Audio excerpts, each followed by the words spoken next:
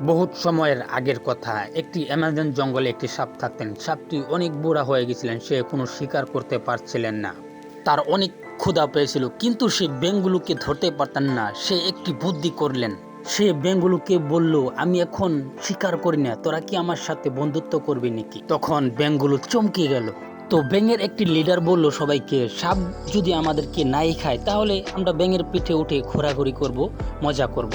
তারপর সেই ব্যাঙের লিডারের কথা সব ব্যাঙে মিলে মেনে নিলেন এবং কি সেই সাপের পিঠে উঠে সবাই মৌজ মাস্তি করতে লাগলেন। সবাই সাপের পিঠে উঠে বহুতই মজা করতে লাগলেন।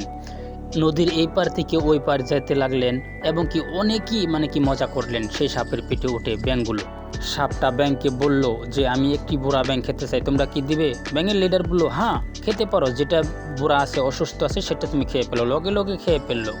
তারপর রোজ একটি একটি করে ব্যাঙ খেয়ে শেষ করে দিল। একটি ব্যাঙ মাত্র আসলেন। তখন সাপের নজর সেই ব্যাঙটির উপরে পড়ে এবং ব্যাঙটি পালাতে থাকে এবং সাপও তার পিছে দৌড়াতে থাকে।